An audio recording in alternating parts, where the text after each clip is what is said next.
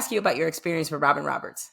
Auntie Robin and Robin Roberts, who has been the gold standard in our business for a long time. What's so crazy and wild to me is that there's like generations of people who do not know she started at ESPN, who don't remember Robin Roberts as an anchor at ESPN, which makes me feel who was calling college basketball? Who was calling college basketball as well, which makes me feel 7,000 years old. You had a very it's a profound experience with Robin. Explain what your experience with her was like and how she impacted your career. Oh my gosh. She is my goat. She is my everything.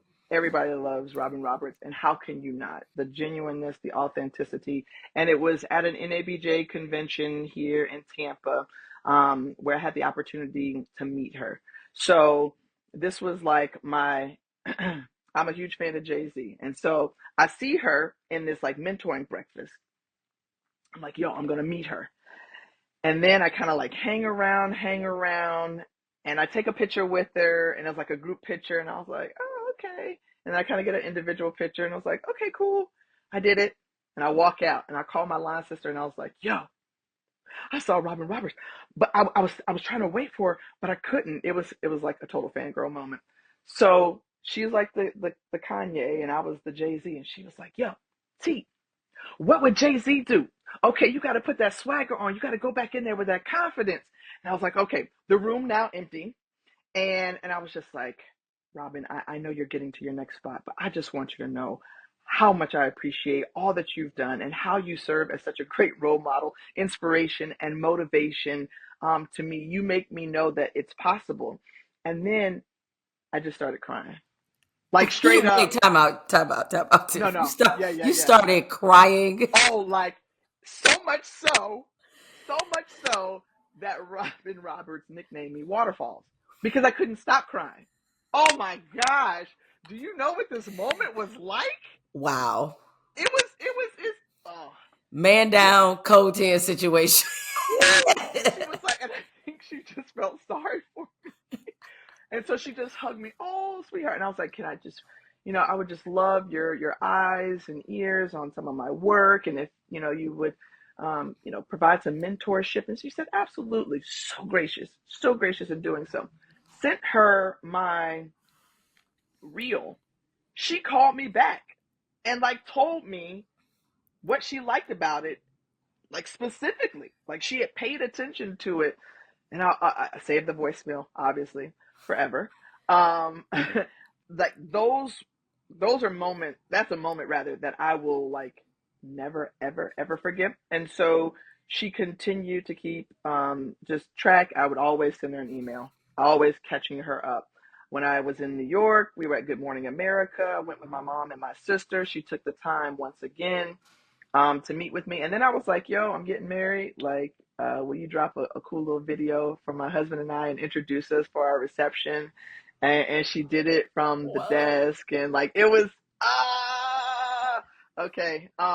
You'll never see me get more giddy and excited about anybody in this business or probably in life than Robin Roberts. I just think the absolute world of her, her strength, her courage, her example just mean everything to me. And I sincerely love and appreciate her for that, because a lot of people get in positions and they have a lot of things that pull them away. But she took the time. She took the time to see me, right? And that helped to affirm me, to let me know that I could do it. Like it is possible. Oh my gosh. Now, You're gonna make now me you sit made here and start. now I'm I feeling might better. have to be waterfalls again.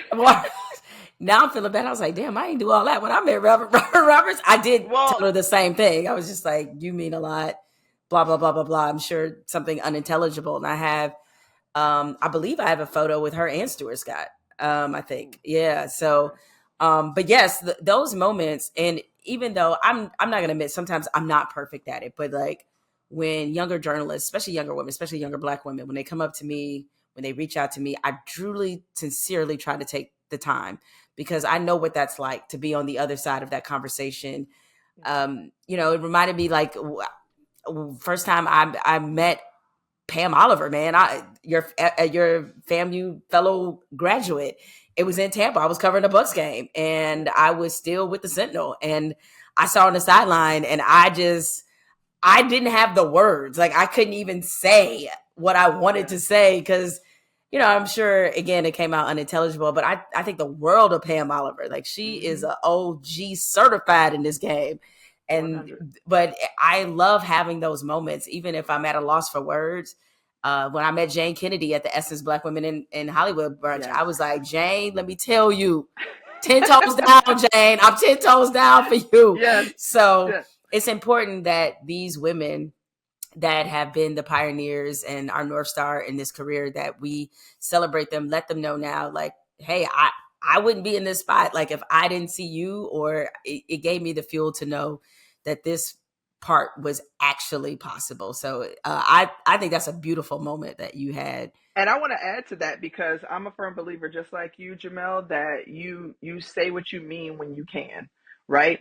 And we were in Orlando together at the same time, and your career was skyrocketing, but we had an opportunity to still get together, and we're not far off in age, but what you mean and what you've been able to do, I'm thankful that I get to know you. I'm thankful that you take the time to help me, right? And you have helped me throughout my career, even if it's just a what's up, or keep it up, or I see you, and introducing me to some important people along the way, advocating for me. I was at a workshop this summer, and they were talking about the importance of lifting each other up. And I use your example of how you lifted me up and you advocated for me when I was calling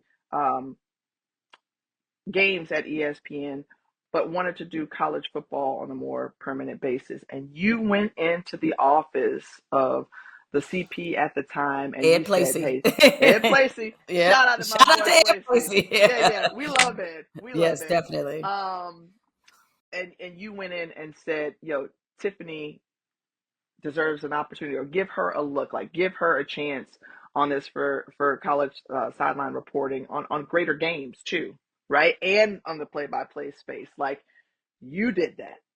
And had it not been for your voice and for your advocacy, I don't know if we're talking about whatever you were saying earlier about any kind of history make. You know what I'm saying? Like, so it's moments like that where I don't forget, and it's not lost on me throughout my career, about people who have been just phenomenal. And I have to say too, that there have been a lot of people that have lifted me up, who have mentored me. There are a lot of men like David Aldridge, Stan Verrett, like they've been really great guys in the process. Jay Harris, they've been some really solid dudes, but the women and the way that we have been kind of climbing together, fighting together, and again, the North Stars of Pam and Jane and Robin, it's been phenomenal because you can hear a lot of dialogue or narrative around women or Black women specifically, and how we're getting along. Everybody has been like such a wonderful sister. Like, yeah, it's a competitive field, right? And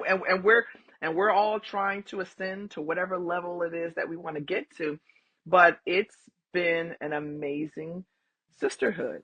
I would agree. And those allies too in the process have been I would great agree as with well. that. I think you're going to run against some negativity, some people you may not fool with, but I think overwhelmingly, I would say in my career, it's been more people who have helped me than more people who have stood in my way in terms of like other Black women, other allies, like amongst our community of broadcasters. I would say that was 1,000% the case.